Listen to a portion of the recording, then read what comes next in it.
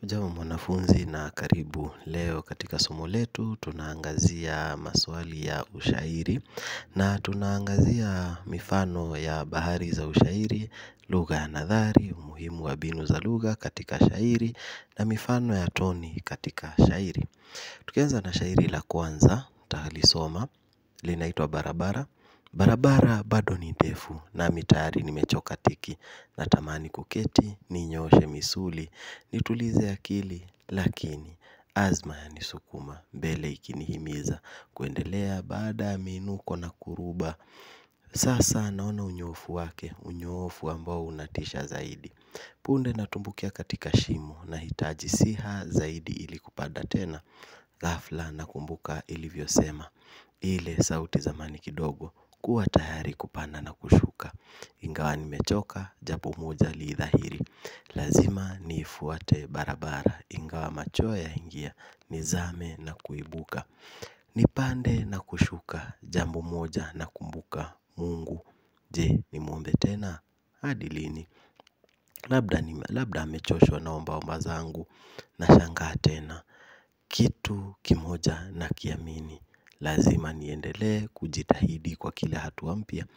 Nijikokote kuiandama hii barabara yenye ukungu, nikinaswa na kujinasua.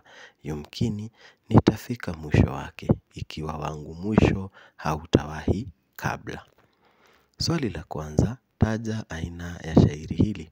Na tukiangalia shairi hili, kwanza tunaona kwamba idadi ya mishororo katika kila ubeti haifanani. Tukiangalia pia halina pande mbili, tunaona tu hili shairi lina kipande kimoja tu.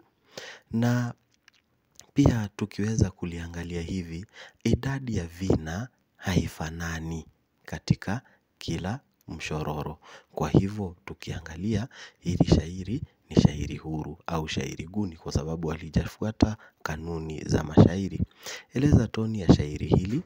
Tunaona kwamba kuna toni ya uchungu, kwa kuwa anakabiliana na mambo mengi yanayomkatisha tamaa, na pia ni masikitiko tena kwa sababu amekabiliana na mambo mengi na pia anasikia kama anaweza kata tamaa. Fanua dhamira ya shairi hili. Dhamira ni lengo kuu ambalo lilimpelekea mwandishi kuandika lile shairi, na tunaona kwamba shairi linazungumzia hali ya kukata tamaa katika maisha. Na pili, anatamani maisha yamuendee vizuri bali yasiwe magumu. Bainisha vipengele vifuatavyo vya kimtindo katika shairi hili, na tutaanza na tanakuzi. Tanakuzi ni yale matumizi ya maneno yenye vinyume ambayo yamefuatana, na tunaona kwamba kuna kupanda, kushuka. Mbinu rejeshi. Mbinu rejeshi ni kukumbuka mambo ambayo yametendeka zamani, na tunaona ghafla nakumbuka ilivyosema, ile kauli ya babu yake.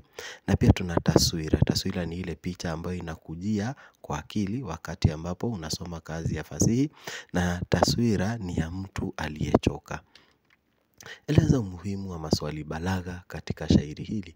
Ni vyema uweze kuangalia umuhimu wa mbinu za lugha, kwa sababu wakati mwingine badala ya kuleta tu useme ama utaje na ueleze mbinu za lugha pale, naweza leta umuhimu wa mbinu za lugha.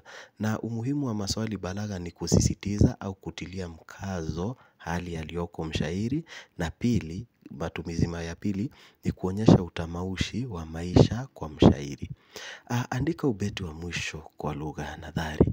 Lugha ya nadhari ni ile lugha ambayo ni lugha rahisi na lugha ambayo inaweza kueleweka. Kwa hivyo wacha kwanza tuweze kurudi nyuma kidogo, tuweze kuangalia ubeti wa mwisho. Kitu kimoja nakiamini, lazima niendelee kujitahidi kwa kila hatua mpya. Nijikokote kuiandama hii barabara yenye ukungu, nikinaswa na kujinasua. Yumkini nitafika mwisho wake, ikiwa wangu mwisho hautawahi kabla. Kwa hivyo tukiweza kuangalia ubeti wa mwisho kwa lugha ya nadhari, anaamini kuwa lazima aendelee kujikaza ili kukabiliana na kila hatua mpya ya maisha. Ni lazima ajilazimishe na kujiburuta au kujiburura kuifuata barabara yenye giza na unyevu. Hata mkishikwa na kujuta kwa mitego hiyo, kwa kweli nitafika mwisho wake, ikiwa mwisho hatima haitaufika kabla au mbele. Matumizi ya mistari mishata, na mistari mishata ni mistari ambao si kamilifu, ambayo hata haiwezi jisimamia kimaana. Kwa mfano tunaweza ona ghafla nakumbuka ilivyosema. Alafu tukiulizwa eleza muundo wa shairi hili, tunaona kwanza hili shairi halina mpangilio maalum wa vipande. Tunaona lina kipande kimoja tu, na kila mshororo una mizani tofauti na mwingine, na pia mwisho halina mpangilio wa vina. Tuna shairi la pili, jicho tavumiliaje kwa hayo unayo, kicho utasubirije maonevu yapitayo, kwacho lijalo na lije nimechoka vumilio. Naandika, moyo unaotimbuko maudhi tusikiayo, nayo visa na mauko wanyonge yawakutayo, kwayo sina zuiliko natoa na yasisio. Naandika, hawa wanatumulia dhiki wavumiliayo, hawa mamia na mali wazalishayo, hawa ndo wanaumia na mafia wakutayo. Naandika, hawa sio ni wengine kwao liko angamio, hawa huwapa unene watukufu wenye nayo, hawa bado ni wavune kwa shida waitikayo. Naandika, bado wawapo mabwana wenye pupa na kamio, bado tofauti sana kwa pato na meningineo, bado tuling'oe shina ulaji pia na choyo. Naandika, swali la kwanza, malengo ya shairi hili yalidhamiria kufafanua maswala kadhaa yanayokumba jamii. Taja manne ya maswala haya kwa kurejelea shairi.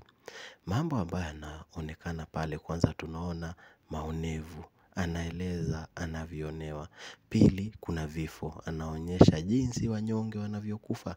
Maangamizi, inaonyesha jinsi wanyonge wanaangamizwa. Kuna tamaa na ubinafsi, anaonyesha jinsi matajiri walivyo na tamaa licha ya kuwa wanazo vya kutosha, na pia utabaka kati ya matajiri na maskini.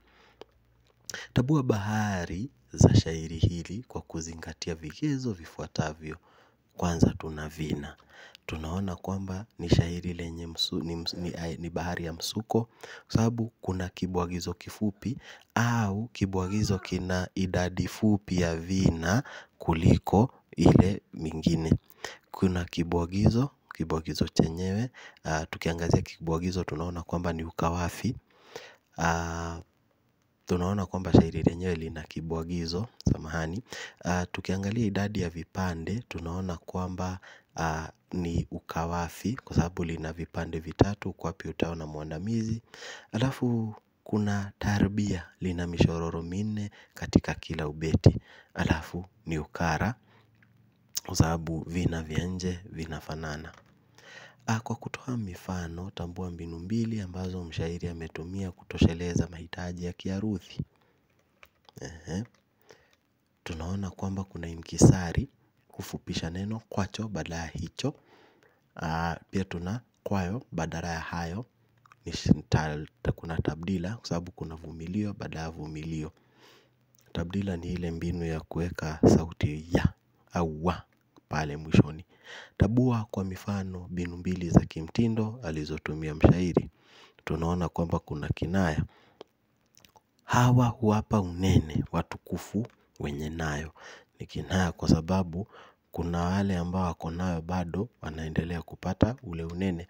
Na swali balagha, kwa hayo unayo. Andika ubeti wa 4 katika lugha ya nadhari. Tukirejelea pale katika shairi letu, tuweze kuangalia ubeti wa 4. Ubeti wa 4 ni, hawa sioni wengine kwao liko angamio. hawa huwapa unene watukufu wenye nayo. Hawa bado ni wavune kwa shida waitikayo. Naandika.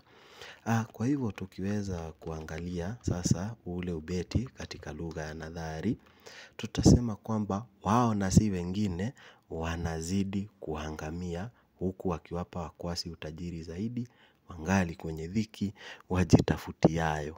Naandika. Tambua na ueleze toni ya shairi hili. Tunaona kwamba kuna toni ya ushairi, na pia kuna toni ya masikitiko. Masikitiko kwa sababu wale ambao ni maskini wanakandamizwa na wale matajiri. Alafu kuna ushauri kwamba ni lazima tuweze kusaidia maskini, ama wale maskini waungane ili kuongoa uongozi dhalimu wale matajiri.